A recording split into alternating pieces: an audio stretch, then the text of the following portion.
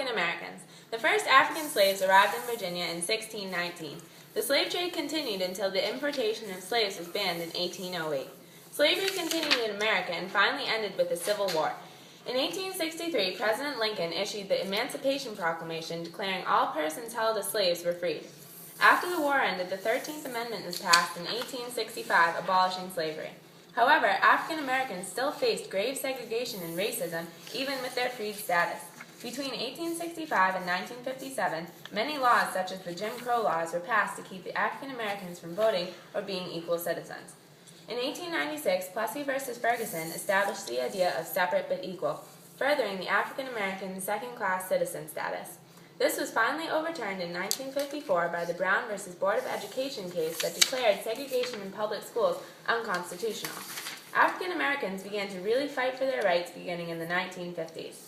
Rosa Parks sparked the Montgomery bus boycott when she refused to give up her seat to a white man in 1955. Leaders of the civil rights movement began to come forward, such as Martin Luther King Jr., who established the Southern Christian Leadership Conference in 1957.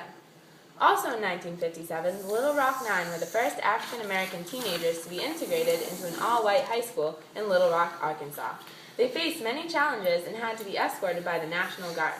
In the 1960s, the civil rights movement took off. Nonviolent protests were encouraged, such as sit-ins or boycotts. Continuing with the idea of nonviolence, the Student Nonviolent Coordinating Committee was founded in 1960.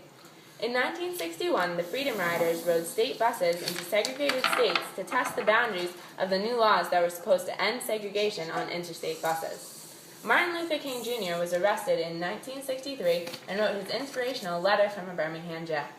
In 1963, Martin Luther King delivered his monumental I Have a Dream speech at the Lincoln Memorial in Washington, D.C.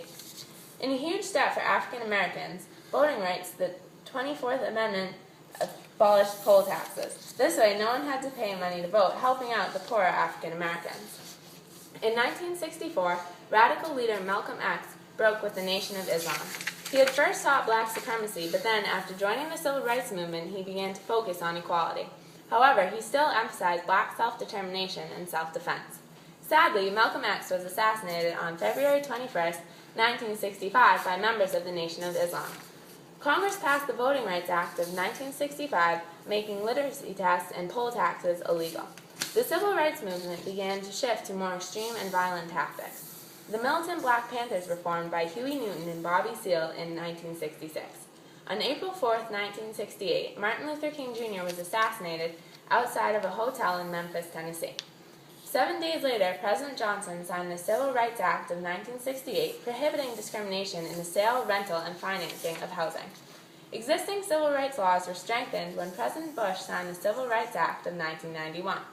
Affirmative action programs have been set up over the years, but the Supreme Court decisions ranging from the 1970s to the early 2000s have sharply limited these programs.